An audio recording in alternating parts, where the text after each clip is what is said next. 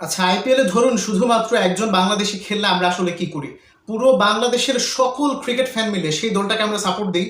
আপনি আর্গু করতেই পারেন, তবে আমার মনে হয় এটাই আসলে সত্যি কথা।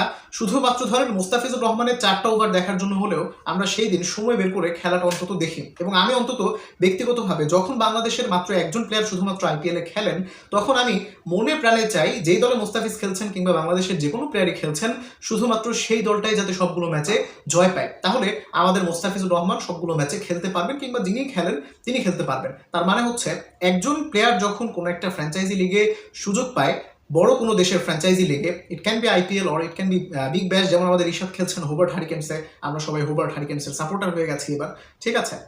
ঠিক একইভাবে নেপাল খুব বড় একটা ক্রিকেটিং নেশন তো এখনো হয়ে উঠতে পারেনি, যদিও তাদের যথেষ্ট ক্রেজ আছে। তাদের ক্রিকেট ক্রেজ আমার কাছে সিমিলার টু বাংলাদেশ, মানে আমাদের মতোই মনে হয়। সেই নেপালের একজন প্লেয়ার এবার বাংলাদেশ প্রিমিয়ার লিগের আসন্ন আসরে রাজশাহী ওয়ারিয়র্সের হয়ে খেলবেন। নামটা বলে দিতে হবে, সন্দীপ লামিচানে।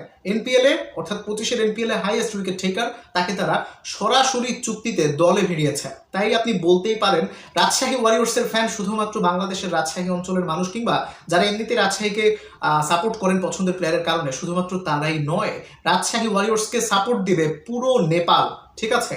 ভয়ানক রকম রিচ তারা আসলে সোশ্যাল মিডিয়াতে পেতে চলেছে। ঠিক একইভাবে বিপিএল এর একটা হিউজ অডিয়েন্স আসলে এবার চলে আসবে নেপাল থেকে। খেলা দেখতে হয়তো আসবে না, মানে নেপাল তারা সাপোর্ট করবে কাকে? রাজশাহী ওয়ারিয়র্সকে, যাতে করে সন্দীপ লামিচানের ম্যাচ তারা বেশি দেখতে পারে। তাদের প্লেয়ারকে তারা অবশ্যই সাপোর্ট দিবে। আপনি কি মনে করছেন? অবশ্যই কমেন্ট করবেন। Thanks for watching. আসসালামু আলাইকুম।